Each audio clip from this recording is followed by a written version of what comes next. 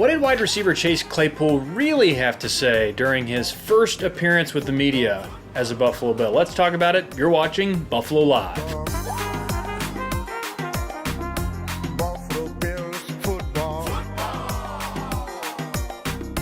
Hello everyone and welcome to Buffalo Live, your one-stop shop for live professional play-by-play reaction to every Buffalo Bills game, plus discussion on new wide receiver Chase Claypool and plenty of more. I'm your host Kyle.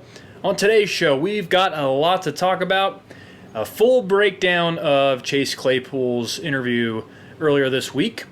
We're going to compare his stats season by season to the rest of the league and also get into some other news. But before we do that, I wanted to quickly mention something about a video I posted earlier this week. It was my deep dive on the Baltimore Ravens. I wanted to say that YouTube is pretty funny. I spent many hours prepping for that video, and as soon as I uploaded it, I immediately felt it was one of the worst videos I'd ever published. I felt like it was very, very analytically focused, in fact, too much. And I didn't think it'd get more than 12 views. Well, I didn't realize it would be as successful as it is. It's got currently somewhere over 300, so I wanted to say thank you for that. Thank you big time to the Ravens flock who showed up and had plenty of say in the comments section. Got a little ugly at times in the comments section, but ultimately smoothed it over by the end of it. So I just wanted to say thank you so much for supporting this channel. And I always encourage dialogue in the comments section. Just want to keep it civil and, have some fun. So thank you for that. So news this week. Actually, just this morning, it was announced that the Las Vegas Raiders gave defensive end Maxx Crosby a pay raise, $6 million in addition to his salary next year. No years added, and you hardly ever see this when a guy gets his contract restructured. Usually there's some years added, and it's an extension. This is not an extension. It's simply a pay raise that the Raiders are giving to Maxx Crosby. So good for Max.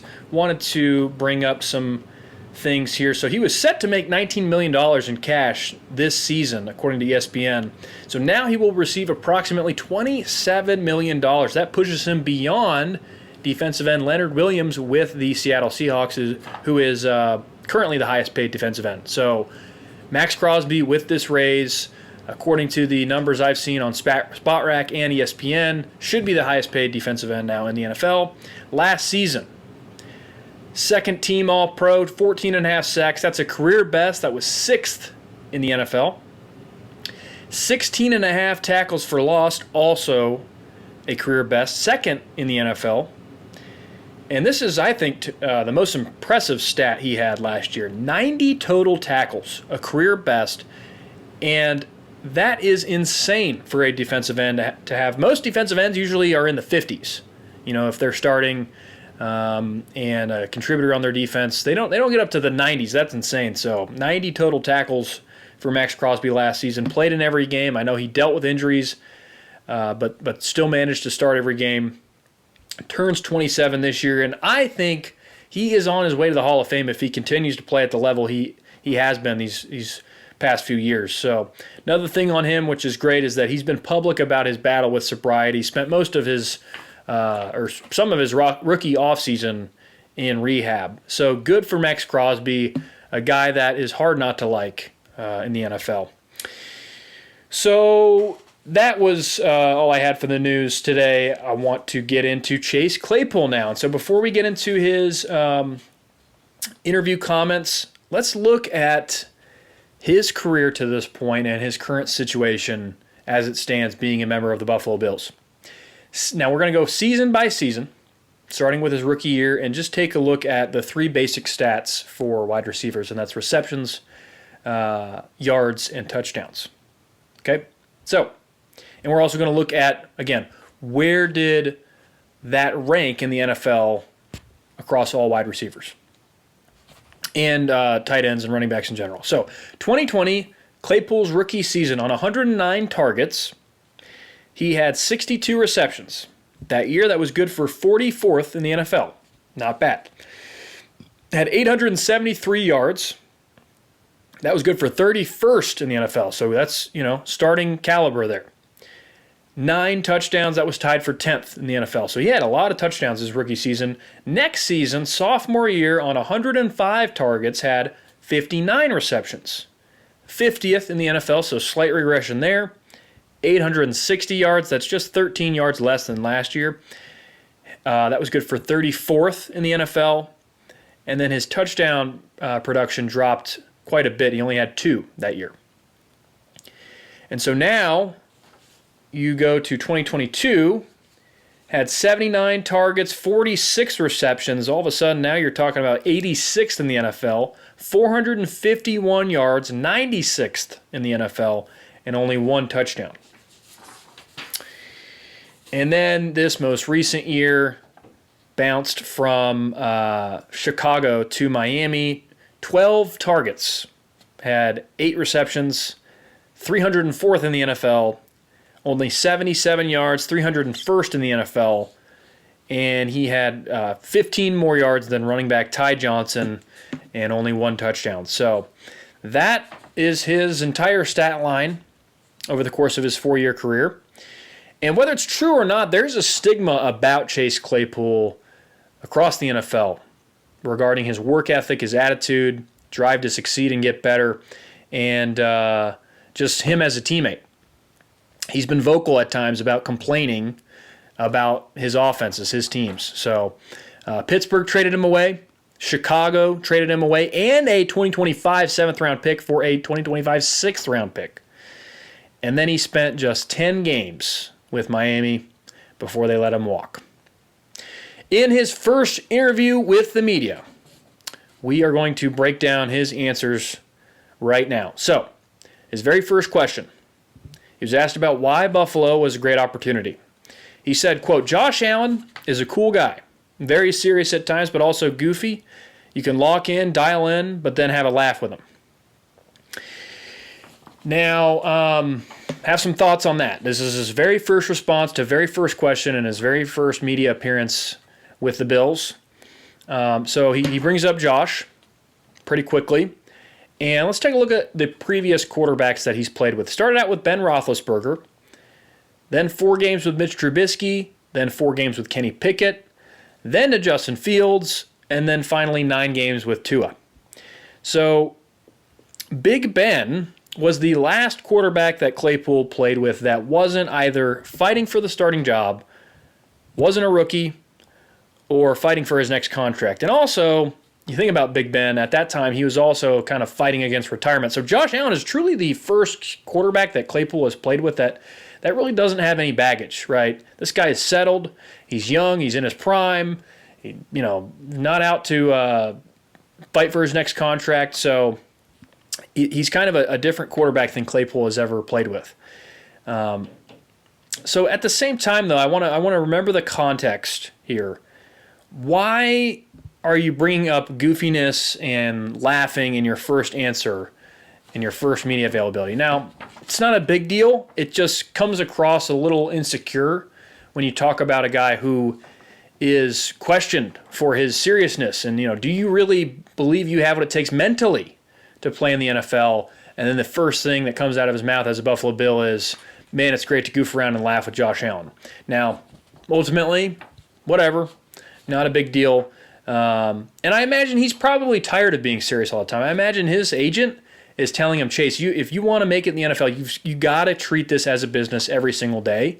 And so that's probably why he answered in that way. He's tired of having to come across that way all the time. And yeah, so again, I think it's probably refreshing for him to play with a quarterback like Josh that, is a fun guy, right? And is not, like I said, doesn't have any baggage. So unlike the other 5 guys that he played with. He was asked about coming to a winning culture with the Buffalo Bills. He brought up how Buffalo is a blue-collared town. He said, quote, "When you come to Buffalo, it's all about football all the time. Similar to Pittsburgh, places like Green Bay. where there might not be too much going on, but that's completely fine. And this is completely true. I mean, Josh Allen has said this as much. Josh has said, yeah, Buffalo, not a lot going on. What do? You hang out with your teammates. And so love that answer from Claypool. This is a great place for him to focus on football. Unlike Chicago or Miami, a lot going on there. And when he was in Pittsburgh, had 2 great seasons for them. So, maybe this is the environment that Claypool needs to be successful again, a town like Buffalo. Next, he was asked about what has led him to bounce around the league. Great question. He said, quote, there are changes that happened in organizations. Things have changed. Sometimes things work well for you and sometimes they don't. So far, this answer is not a great one for me. There is a golden rule in media that gets taught to, young players who are hoping to make it big in the NFL, and that is if it's bad, it's on me. If it's good, it's on we. And so, hey, Chase, no surprise, or there's no question. The past couple of years have not been great for you. What's going on? Why are you bouncing around the league? The first thing he says is it's the organization's faults. That's not really the answer that I'm looking for as a Bills fan. I was hoping that he would take more accountability there, but let's continue on with his answer because he had more to say. He said, quote, you just have to learn how to adjust, make the most out of a situation, never be too down. You just have to remind yourself why you do what you do and keep working. And so, I think that's kind of a better answer than what he said initially. There's a little bit of ownership being taken there. I think he realizes at this point of his career he needs to take ownership.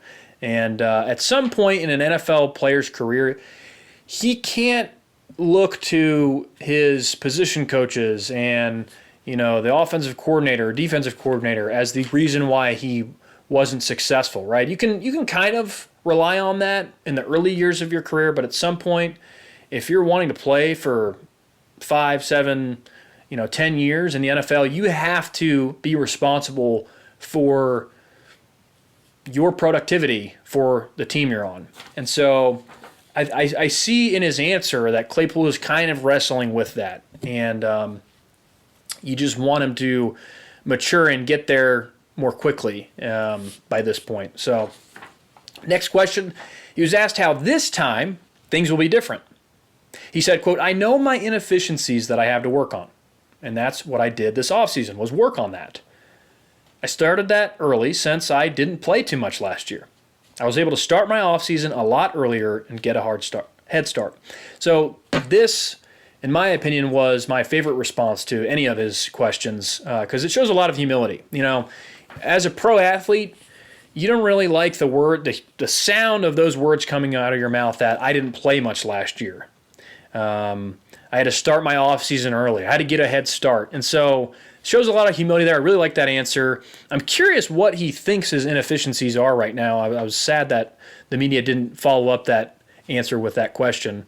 But hope he's telling the truth. I hope he really does know his inefficiencies and has been working on them this offseason. Next question, he was asked how to push through the reality of not playing much. He said, it is tough. I went from being a starter, playing every play, to going to Miami and really not playing at all. Again, I love that humility, love that admission. Like, hey, this is what happened. It almost reignited, not reignited, so he corrects himself here. He said it almost reignited, not reignited. It made me realize my love for the game because even though I was doing nothing that I wanted to do and was expected to do special teams, I realized how much I love football because when I did get the opportunity to be out there, I loved it. Even if that was a kick return, kickoff. So this is the answer you want to see from a guy. If you want, again, to have a 10-year career in the NFL, you've got to love the game. You've got to love every aspect of it because it's true. Football is more than just catching passes for wide receivers. It's blocking, right? It's running routes that'll get your teammates open. It's tackling after an interception. It's special teams. It's all those things. It's studying the other team, right? That's another big, big element of being in the NFL. Doing your homework. So at this point, he has to really, truly mean that. And he's going, if he wants to succeed in the NFL, if he wants to succeed with the Buffalo Bills, he's going to have to do those things in order to climb out of the depth chart. Because right now, he is pretty far down on it. And so there are no shortcuts for Chase to take. He's got to do the ugly things and do them well. He went on to say, it's really just making the most of your situation and loving what you do. If I didn't love the game, it would be easy to just fold. Since I love the game, it's cool as long as I get the opportunity to be out there. And again, the question is, does he truly mean this? That is the question for his entire interview here, is if he truly means these things, he will be an 800-yard receiver again, because he was already that. He was that for 2 years straight. And so if he truly means it, I believe he's got a great spot on this team to rack up even 400, 500 yards. But if not, this is, in my opinion, his last stop. I don't think another team's going to take him. And the thing is a lot of what you're hearing from these answers, this sounded similar to his answers in Chicago and Miami. So, again, the question is whether he truly means it. Next question was he was asked how Chase Claypool is different than when Chase Claypool first came into the NFL. He said he's learned from all his mistakes. He now seeks to learn from the bad days and build on the good ones. So, not much to say there. He was also asked, is it fair to say you needed a clean slate? Now, this is an interesting question because he said personally, he agreed, yes, but then he went on to say, personally, I don't think it's ever been an issue. And he didn't explicitly say what it is. So what is it? He said, I know none of the guys look at what's online because they know that some of it is misleading. And again, this is weird. I'm sure that there's some things people have said that is misleading, but there's nothing misleading about, when you're down 8 points, 35 seconds left, you're on the Steelers, you're playing the Vikings, you're fighting for a playoff spot, you get the first down, then you proceed to celebrate while the clock is running, your O-lineman comes to get the ball gets knocked down, and then you get mad at your O-lineman. That is an issue, right? He said, personally, I don't think it's ever been an issue. Well, Chase, that is an issue. When you're costing your team valuable seconds in the fourth quarter and you're trying to get into the playoffs, there's no doubt about that. Guys can see that online and see that it is, in fact, an issue. So I wish, again, that there was a little bit more recognition of that and not as much, what's the right word? Blame shifting, I guess. I don't know. But, yeah, I'm sure he's tired of hearing about it. And that's why he has this attitude. I'm sure he wants to prove that he's not this guy. This is a perfect segue into this next question because he was asked, is it hard being characterized as a certain player? He said, I'm not here to prove that I'm not what they say I am. I'm here to be who I am and be a part of the team. I'm not trying to prove anyone wrong or right. I'm just being who I am. It doesn't matter what the outside world says as long as my teammates know the kind of guy I am, and my coaches do too. So he's making the claim there. I don't care what they say. I'm not here to prove them wrong or prove them right. And ultimately, the best players, they don't need to have a fire started under them by the media or by the other team. They're just naturally great.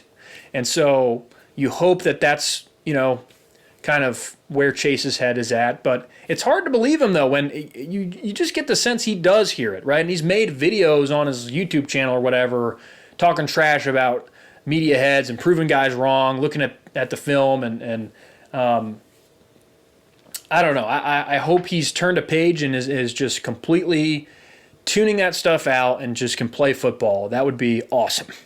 Just one other thought. He mentioned family a few times. Really love that. He mentioned how both the Bills organization and Coach McDermott are so family-oriented. And that, to me, is another sign of maturity. Immature football players, they don't usually care as much about family. Mature football players know, hey, I've got a great tool here to make a lot of money and provide for my family. So love to see that. I don't know if he's married or has kids. Based on the little research I did, it didn't seem like he does. Not that matters. If you're talking about your family, could be talking about your parents or siblings or whatever. But if I'm wrong about him being single, sound off in the comments. I'm just curious, where he's at in life because I can speak from personal experience. Marriage changes you, having a kid changes you, and so I'm curious if that's where he's at in life. So, in conclusion, some good things, some bad things out of the interview, and again, the question is, does he really mean what he says? Because if he does, he will be successful. I believe that is a guarantee. He will be successful. He's proven he's been able to, not just one season, but twice. And if not, I believe this is his last year in the NFL. How do you feel about Chase Claypool's comments? Is there anything he said that concerns you? Are there things that he said that excites you and really gives you faith about him? Let me know in the comments. That's going to do it for this edition of Buffalo Live. Once again, I'm your host, Kyle. If you like this video, please like the video. That really helps out the channel a lot. And if you want to see more, subscribe. Thank you again for watching. Go Bills, and God bless.